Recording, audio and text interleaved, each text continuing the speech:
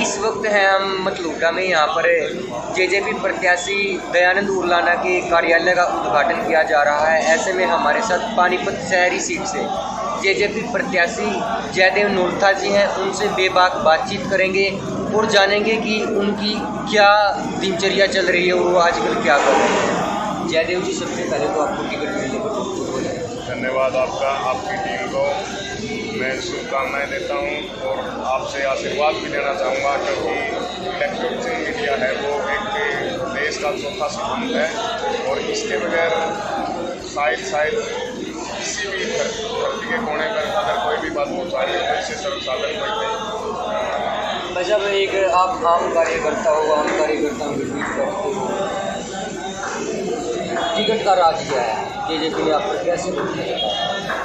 Ticket का राज तो आप शायद टीवी चैनल में काम करने लगे, लेकिन आप मेरे साथ से स्टडी की हुई, आपने पता है मैं कितना मेहनती हूँ। मैं शुरू से ही कॉलेज का प्रधान बना था 2010 में, और फिर मेरे को अजय सिंह चौटाला जी ने कॉलेज का अध्यक्ष बनाने के बाद फिर दिग्विजय सिंह चौटाला जी ने मेरे को प्रधान बनाया इंसो का, और इंसो का प्रधान बनाने के बाद हर कॉलेज में, हर यूनिवर्सिटी में, हर स्कूल्स में छात्रों की आवाज़ उठाई और छात्रों के साथ अन्याय ना हो, छात्रों के साथ के हितों के साथ कुठाराघात ना हो, इसके लिए हम सदा तत्पर रहे। हमने ज्ञापन भी सौंपे, हमने प्रदर्शन भी किए, हमने धरने भी दिए, हमने हर वो आवाज़ उठाई जिससे छात्र हितों का मतलब भला हो उसकी, और इसीलिए संगठन में मेरे पे जिम्मेदारी सौंपी है। भी शहर में ज़्यादा काम किया, कॉलेजों में ज़्यादा रहे और शहर से ज़्यादा टच रहा है और स्टूडेंट्स के बीच रहे हैं, तो क्यों ना इसको शहर से ही प्रत्याशी बनाया जाए ताकि वो जुड़ाव, वो लगाव हमेशा के लिए एक दूसरे से बना रहे। अगर सर आपकी बात की जाए तो आप ग्रामीण अंचल में ज़्यादा पड़े हुए, शहरी सीट पर कुछ ज़्यादा मतलब इस टाइम पे अगर देखा जाए तो बीजेपी के अलावा और बहुत कम प्रत्याशियों का दबदबा है, या कांग्रेस को मान सकते हैं मोदी जो कर सकते हैं। तो आपको कैसे मतलब इतना भरोसा जताया पार्टी ने कि आप उम्मीदों पर खड़े उतर पाओगे? देखो, दबदबे वाली तो बात ये है, मैंने राजनीति की शुरुआत ही मैंने शहरी से की थी, क्योंकि मैं जब शहर में एसडी कॉलेज में पढ़ता था, मेरे को स्टूडेंट्स ऑर्गेनाइजेशन का मेरे को कॉलेज का प्रधान बनाया गया, और उसके बाद 2-3 साल के बाद मेरे को कॉलेज इंसो का जिला अध्यक्ष बनाया गया, फिर मेरे को इंसो का राष्ट्रीय उपाध्यक्ष बनाया गया, फिर मेरे को इंसो का वरिष्ठ उपाध्यक्ष बनाया गया। ये हो गया। इससे आगे वाली बात जो है, जनता के लिए आपने आज तक कुछ खास कर दिया, मतलब समाज सेवा कुछ ऐसा कार्य? समाज सेवा के लिए हमने पौधे लगाए, नेत्रदान किए, ब्लड डोनेट किए और सफाई कार्यक्रम चलाए। कॉलेजों में हमने श्रमदान किया, सफाई की, और अगर कॉलेज में कोई भी पानी की समस्या है या बस स्टैंड पे कोई पानी की समस्या है, या जैसे आम यात्रियों के लिए कभी भी बस की समस्या है, या हॉस्पिटल्स में कोई डॉक्टर्स की कमी है, इसलिए हमें जनता की भलाई के लिए और एक सामाजिक कार्यों में बढ़ चढ़ कर भाग लिया है।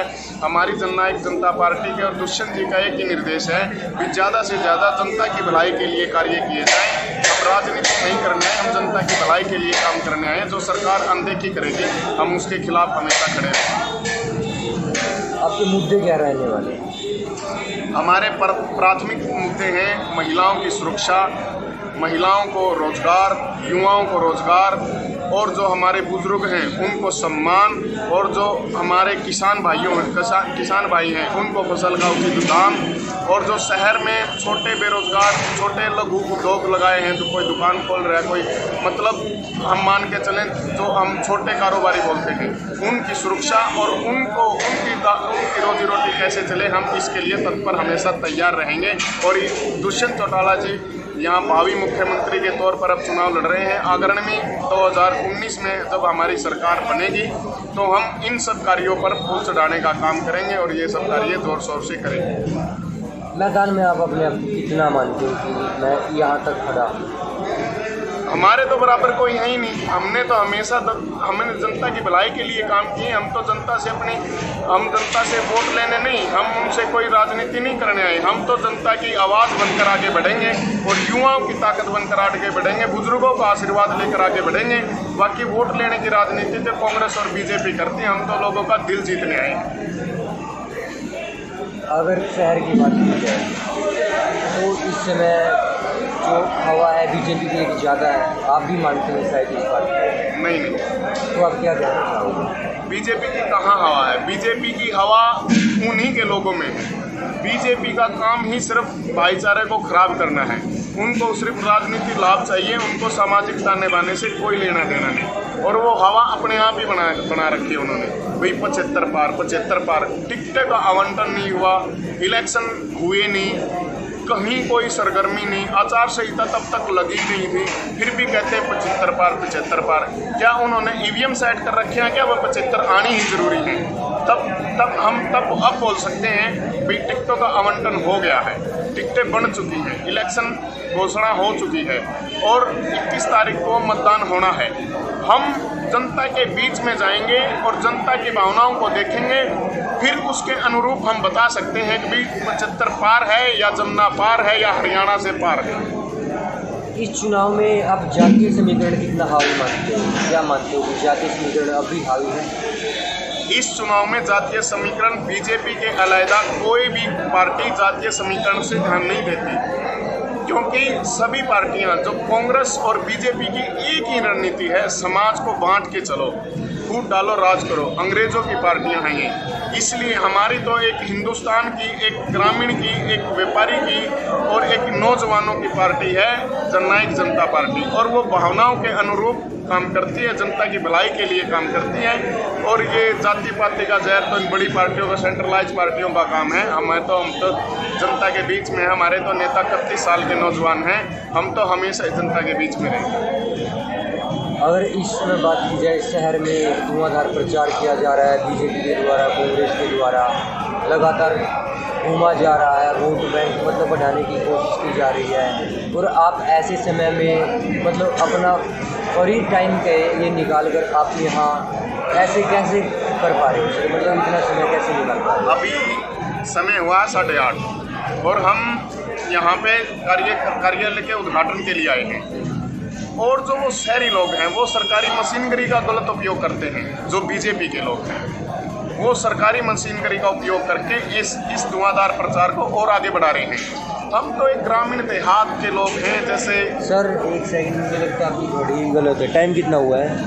8:30 कहाँ हुए हैं? टाइम कितना हुआ है? 10:30 हो गए होंगे। टाइम सर अभी तो मतलब हवन का टाइम 8:30 था, तो 10:15 हो गए। पंडित जी को आने में थोड़ी देरी होगी, इसलिए तब कार्यक्रम में आगे हैं, तो कार्यक्रम को छोड़ के वापस जा नहीं सकते। ये हमारी पार्टी का डेकोरम है, ठीक है। हम जिस चीज़ को ठान लेते हैं उस चीज़ को करे बगैर हम आगे नहीं बढ़ते।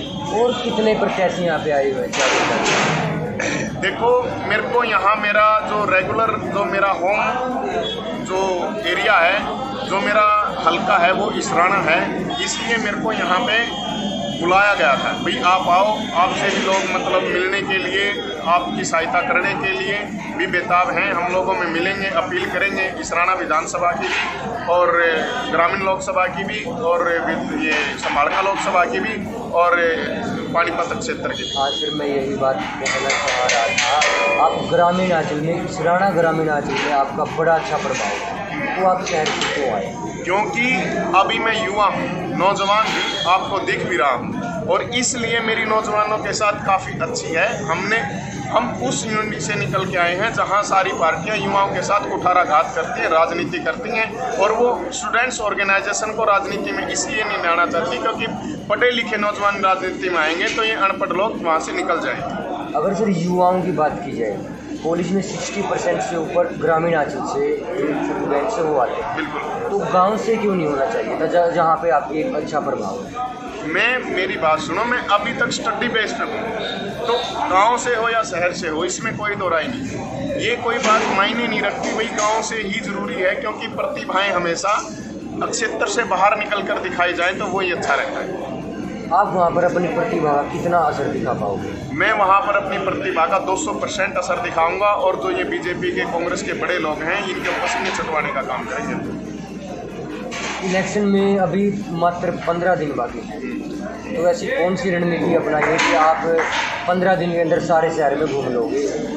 हमने एक यूनिटी बनाई है, हमने टीमें बनाई हैं, हमने वार्ड वाइज कॉलेज की टीमें बना रखी हैं, हमारी इंसो की टीमें गठित कर रखी हैं। वो टीमें ऑलरेडी हमारा काम कर रही हैं। हम एक एक वोटर तक जाकर अपना घोषणा पत्र देने का काम कर रहे हैं और यूनिटी हमेशा ही यूनिट बनाती है और यूनिट के तहत ही हम जीत पाते हैं। अगर सर इस चुनाव को देखा जाए, ये केवल एक इंसो या मतलब युवाओं का चुनाव नहीं, इसमें बड़े भी भाग लेते हैं, बुजुर्ग भी भाग लेते हैं, सभी भाग लेते हैं, ठीक है। और अगर युवाओं की इंसो छात्र संगठनों की बात की जाए, हद मार के कॉलेजों में, तीनों कॉलेजों की बात करें तो मुश्किल से 20,000 बच्चे आते हैं, लेकिन चुनाव में वोटें इतनी डाली जाती हैं और वो भी अलग अलग ग्रामीण आंचल से, तो उसका कितना प्रभाव पड़ेगा जी? मतलब बस युवाओं के सारे चुनाव को जीता? नहीं, युवाओं की तो प्राथमिकता है। युवा तो ऊर्जावान है, युवा तो हवा का रुख बदल सकते हैं। हाँ। तो इसलिए हम युवाओं को अग्रणी पंक्ति में ले हुए हैं।